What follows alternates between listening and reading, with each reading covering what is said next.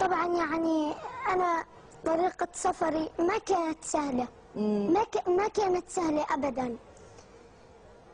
فنحن ذقنا الأمرين لكي نصل إلى هنا، فواجهنا الكثير من المصاعب والمشاكل. وأنتم تعلمون مشكلة المعابر وصعوبة السفر. صحيح. طيب بلاش نحكي عن المعابر، انت صرت بالدوحة، انت سعيد مبسوط من قلبك؟ طبعا أنا سعيد لأنه بدي أبني مستقبلي. أنا نفسي أبني مستقبلي، نفسي طفل فلسطيني، فلسطين بكرة تقول في طفل فلسطيني واحد بس عنده مستقبل كويس. حرام عليهم. وإن شاء الله رح يكون في أطفال كثير كمان زيك عندهم مستقبل كويس. شو بتفكر بالمستقبل إنك تكون؟ يعني أنت هلأ رح تدرس وبعد في سنين طويلة رح تدرسها، شو بتفكر تعمل بالمستقبل؟ طبعا بفكر اني اكون عالم ورائد فضاء، اطلع اكتشف كواكب، اصير عالم اكتشف اشياء. فلسطين تقول في طفل، بس طفل واحد بس انه تفتخر فيه. حرام عليهم. الاسرائيليين بيسووه هذا حرام. طيب انت طلعت خارج غزة، في بعض اطفال زيك واصحابك ورفقاتك لساتهم موجودين في غزة، شو بتقلهم انت؟ شو بتتمنى انه يكون يصير معاهم؟ طبعا اني اقول لهم انني لن انساهم، انني لن انسى اطفال غزة ولن انسى اطفال فلسطين، بما انني حصلت على لقب سفير اطفال فلسطين فلن انساهم. وعهدي لهم ان ابقى دائما مخلصا لهم، اطالب بحقوقهم التي سلبت منهم، وادافع عنهم بكل ما استطيع من قوة. ما شاء الله، أنت تتكلم الفصحى أكثر مني، أحسن مني يا أحمد. الحمد لله ربنا. برافو عليك، يعني أنت شاطر في المدرسة، ذكي وشاطر. الحمد لله. أوكي. أنت ناشدت الأمم المتحدة إنه تتدخل دائما، ما سمعوك؟ يعني فتحوا المعابر، ما فتحت المعابر وما زال الاحتلال. انقهرت أنت؟ يعني هل انزعجت، تضايقت من ذلك؟ نعم أنا تضايقت كثيرا لأن المعابر تأخرت على مدرستي ما يقارب الشهرين من الزمن. والحين هلا خلاص رح تدرس في قطر؟ الحمد لله. اوكي، طيب كيف يعني ممكن تنسى شو صار بغزة مثلا؟ انت تدرس الآن في غزة، في الدوحة، وستتابع دراستك بالدوحة، وممكن تنسى كل أصحابك وكل اللي صار معك. كيف ممكن تقول لهم انه انت ما رح تنساهم؟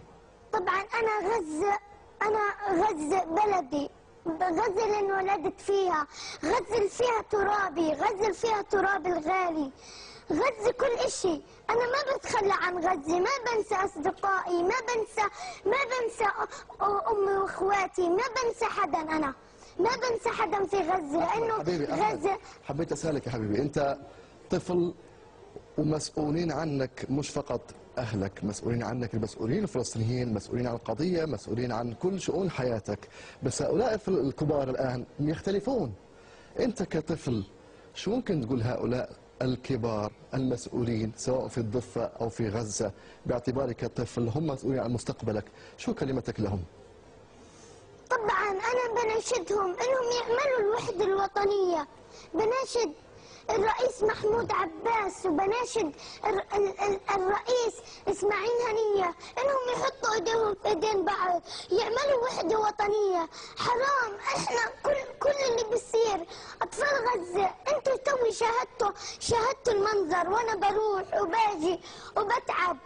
انا بذلت كل جهدي علشان اصل هنا. انا بناشدهم، الاطفال الفلسطينيين بيصرخوا، الاطفال الفلسطينيين جعانين، الاطفال الفلسطينيين بدهم يفرحوا، بدهم يلعبوا، بدهم فلسطين مستواها يعلى لفوق، بدهم فلسطين تصير كدولة حرة. هم ليش مختلفين يا احمد؟ ليش؟ لانهم لم يصنعوا وحدة وطنية. يجب عليهم أن يتحدوا ويحطوا أيديهم بأيدي بعض. انت بتسمع، بتعرف شو عم بيصير بغزة او بتضفي من الاخبار؟ بتسمع تلفزيون، يعني بتشوف التلفزيون بتسمع، ولا ممكن من اهلك بيقولوا لك او الناس اللي حواليك بيقولوا لك؟ طبعا انا الصراحه يعني بحب اشاهد اخبار كي ادرك ما يجري حولي، ولكن ليس كثيرا. انا لست اشاهدها كثيرا. انت لازم تشاهد رسوم متحركه مثلا او شيء غير الاخبار، صحيح؟ لانه بعمرك الاطفال يشاهدون رسوم متحركه وبرامج. طبعا، ولكن انا بالنسبه لي انا ما بفضل التلفزيون. أنا طبعا بالنسبة لي بفضل تعليمي، أنا بهتم بتعليمي وبدراستي، بهتم بأطفال غزة، بهتم بغزة، بهتم بالدولة. برافو عليك. طيب قبل ما نطلع على الهواء، انت سمعتني شي شعر بالانجليزي اسمه Palestine will be free tomorrow.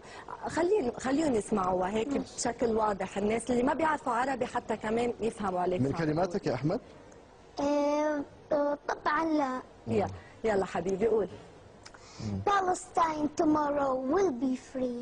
Every day we tell each other that this day will be the last, and tomorrow we can go home free, and all this will finally end. Palestine tomorrow will be free. Palestine tomorrow will be free. No further to wipe away my tears. That's why I want to cry. I feel stuck, but I won't show my fears.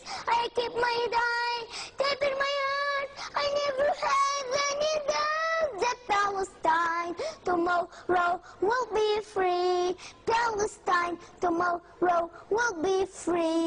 I see these rockets and bombs shining in the sky like drops of rain in the sun's light, taking away Rwanda to my heart, destroying my dreams in a blink. What happened to our human rights? What happened to the sanctity of life and all those other lies?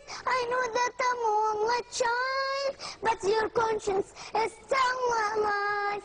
I'll carry with my bare hands every precious grain of sand, every stone and every tree. 'Cause no matter what they do, they can never hurt you.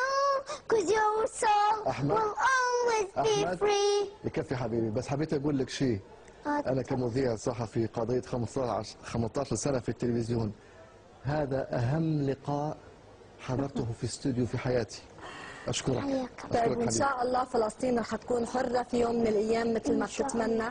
هاي صورتك ورا وأنت صرت كثير مشهور يا أحمد. أوكي، يعطيك العافية. بالتوفيق حبيبي، بالتوفيق. لكم التعليق.